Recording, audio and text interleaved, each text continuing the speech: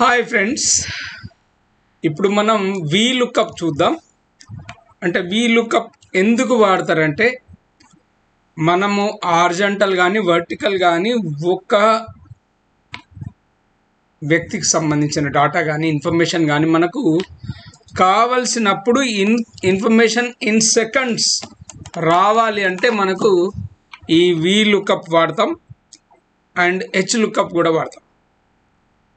So we అంటే vertical lookup, కాలంలో ఏముందో ఫైండ్ అవుట్ చేస్తాం. సపోజ్ ఇక్కడ రోల్ నెంబర్ 5 సంబంధించిన డీటెయిల్స్ కావాలనుకోండి, ఎలానో చూద్దామా. ఈక్వల్ టు వి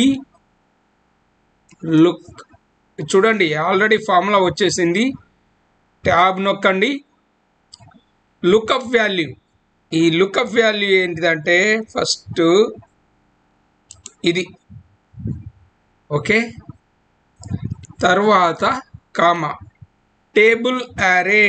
ఈ టేబుల్ యారే ఏది అంటే మనం ఈ హెడ్డింగ్స్ వదిలిపెట్టి మొత్తం టేబుల్ యారే. తర్వాత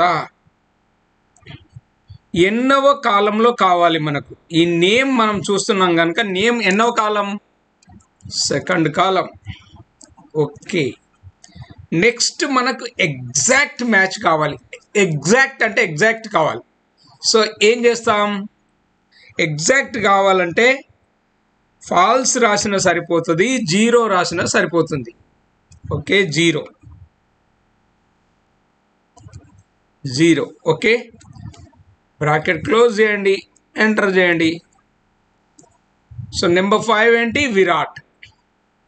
విరాట్ పేరు వచ్చింది కదా. కానీ ఈ మొత్తం డీటెయిల్స్ కావాలనుకోండి, మనం ఏం చేయాలి, కంట్రోల్ పట్టుకొని ముందు వాటన్నింటిని సెలెక్ట్ చేసుకోండి. సెలెక్ట్ చేసి కంట్రోల్ హారిజాంటల్గా రావాలి కనుక కంట్రోల్ ఆర్.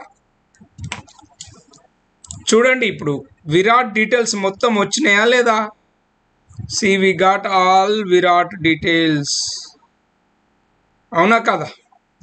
అదే ఇప్పుడు మనం నెంబర్ 1 కావాలనుకోండి, శ్రావణి వచ్చినాయా, ఏం తప్పలేదు కదా. ఓకే, నెంబర్ 2 కావాలనుకోండి, ప్రకాష్.